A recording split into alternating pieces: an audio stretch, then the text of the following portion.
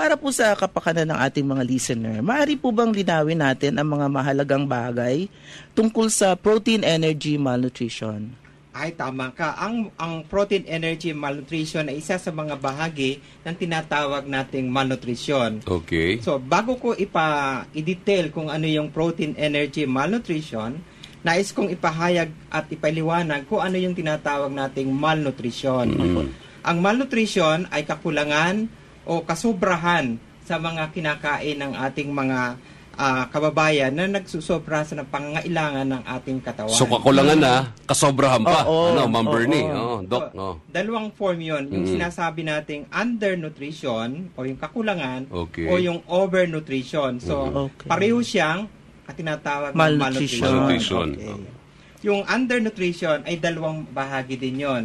Yung tinatawag nating macronutrient malnutrition at yun ay kakulangan sa protein and energy.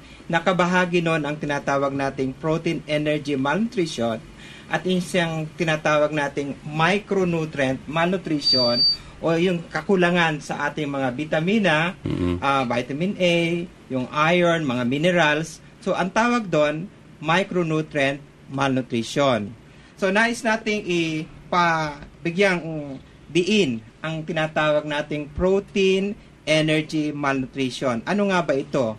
Ito ay kakulangan sa tinatawag nating protein sa ating mga pagkain at yung enough energy para sa isang edad ng bata. At ito ay nakikita natin sa mga symptoms lalo na doon sa ating mga bata na 0 to 6. Ito ay yung tinatawag natin kung sila ay kulang sa timbang sa kanyang edad. Yung tinatawag nating underweight malnutrition. Yung 0 to 5 po. 0 to 5 years old children. Napakabata pala, nung nabibiktima ng ditong malnutrition na Dr. Kapansana. Opo. Ang isa rin ay yung tinatawag nating stunting. Yung mga hindi kulang sa taas sa kanyang edad. O tinatawag nating mga bansot. Ito ay isang senyales na tinatawag nating yung chronic malnutrition. Ibig sabihin, matagal na siyang yung nutrition condition niya hindi nasasagutan. Kulang siya sa kinakain ng mga protein at energy. So, habang lumalaki siya, kumukulang sa kanyang taas. Kaya siya nagiging bansot. Bansot po. Ayun, okay. Pangmatagalan pala yun.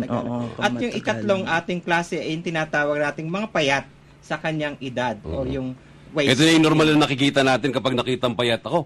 Malnourished to, parang ganun, doktor. Maaring matangkad siya, pero na kulang siya sa kanyang timbang. Okay. At ito ay tinatawag natin yung current, yung kasalukuyan. Maaring napatangkad na natin siya, pero mga 10 araw siyang hindi tama ang pagkain. So, kumulang siya sa timbang. Ang ibig sabihin nito, yung current malnutrition. So, ito ang mga signs at saka yung mga symptoms na tinatawag nating protein energy malnutrition. Ulitin ko lang po, Dr. Mar, para sa ating mga tagapakinig.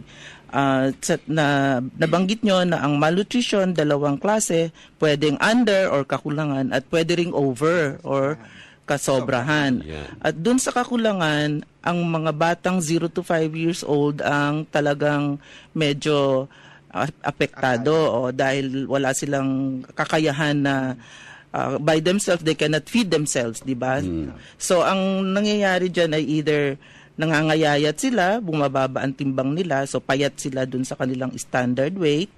Pwede rin pag masyadong matagal na kulang sila sa kinakain, sila ay nagiging bansot dahil wala silang kapasidad na, dahil sa kakulangan ng pagkain nila, hindi na nakayang tumangkad o maabot yung kanilang standard height. Taas. At yun namang pangatlo ay yung current lang na kulang sa timbang. Mga payat sila. Mga payat sa edad nila. Sa tulad nga po ng sinabi natin kanina, aalamin natin ngayon kung sino-sino yung madalas magkaroon ng ganitong kondisyon ng malnutrition. Dr. Kapansana, sino po ba ang vulnerable dito? Yung mga nagiging biktima talaga ng ganitong uri ng... Ito po ba sa mga bata lang o pati kaming kagaya namin ni Ray? Medyo bata pa. Kasama na rin ako. Sige. Maraming salamat. At sa nabanggit mo nga, Asik Bernie, na kami ay nagsagawa ng survey, ang tinatawag nating National Nutrition Survey noong 2008. At ayon dito sa aming pagsasaliksik, tiningnan natin ang mga entire population ng ating bansa kung ano ang kasalukuyang prevalence at sino ang mga apektado. At nakita natin at ang mas nakita nating apektado ay yung mga bata na 0 to 5 na nakita natin that lalo na yung first 2 years of life ng mga bata ay doon nakita yung ating pagbagal ng pagtangkad ng mga bata. At nakita din natin sa mga ating mga school children, apektado din sila ng tinatawag nating macronutrient malnutrition. Dr. Mar, excuse me po, sabi niyo... Ma'am, pakibuksan niyo po yung microphone niyan. Sabi niyo po ay 0 to 2 years old, doon na kaagad nakikita kung hindi tatangkad yung bata o hindi. Ano po ba yung rason nito kung bakit sila yung apektadong unang-una? Pinagsaliksikan din namin dahil dapat nating maipaliwanag kung bakit ito biglang tumataas at sa aming isang component ng dietary or yung tinatawag ng infant feeding practices, nakita natin na ang mga bata ay hindi lahat pinasususo ng ina. Yung breastfeeding ay mababa ang compliance. At isa rin doon ay ang tinatawag nating maagang pagpapakain ng mga bata ng mga complementary food na hindi naaayon sa ating alituntunin. Sa unang 4 na buwan, pinakakain sila. Ay, kailan po ba dapat mag-start na magpakain ng complement? Oo, ang mga bata. Dapat ito ay sa edad na 6 hanggang 2 taon, hanggang sila ay lumaki, doon bigyan siya ng complementary food. So dapat yun ang tandaan ng ating mga nakikinig ngayon. Kung mayroon silang mga anak na ganito ang edad, dapat simulan na nila yung pagpapakain ng sinasabi mo, Dr. Kapansana. Sa 6 na buwan. Pero pagkapanganak hanggang 6 na buwan, pagpapasuso lamang ng gatas ng ina ang kailangan. Yun, wala nang iba. Kahit tubig nga, Rey, idinidisallow ngayon sa atin. Ganun ba? Oo, kasi ang exclusive breastfeeding yung ating pinopromote, walang kahit na anong ibang ibibigay sa baby, kundi gatas ng mami. Correct. Oo. Napaka-importante talaga ng gatas ng mami. Pinag-uusapan natin. Anyway, lahat pala pwedeng mabiktima ng ganitong kondisyon, Ma'am Bernie. Hindi ka conscious sa mga wastong pagkain, pero paano kaya kung wala ka namang masyadong budget para sa masarap at minsan itinatawag na socio o social na pagkain na Dr. Kapansana, Ma'am Bernie? Yeah, ito tinignan din natin. Bagamat ang Food and Nutrition Research Institute ay nagsasaliksik ng mga paraan para ma-solve natin yung tinatawag nating macronutrient malnutrition or yung protein energy malnutrition. At alam natin yung tamang complementary food, right quality and quantity. At hindi mahirap ito, matutugunan ito ng ating mga mothers at saka mga caregivers.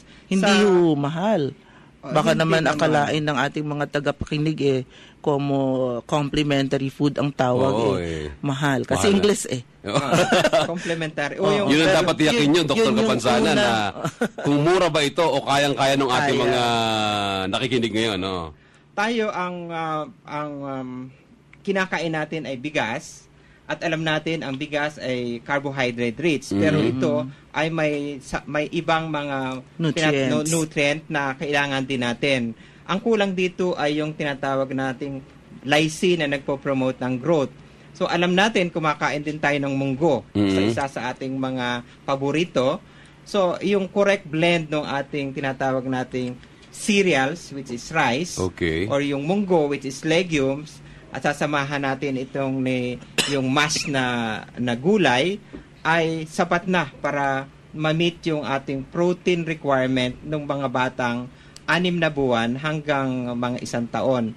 So yung complementary food na ginawa sa pagkain ng bigas, which is part of our diet, at saka yung munggo sa proporsyong tama, ay pwedeng itong haluin, pagsamahin, i-process, at ipakain doon sa ating mga baby. Ang tawag dito, yung complementary food. Yun, maliwanag yun, Ma'am Bernie, Dr. Kapansana. Anyway, ang nag-gets ko doon parang hindi kailangang ibang pagkain, kundi yung kung anong kinakain ng pamilya, bigas, munggo, etc.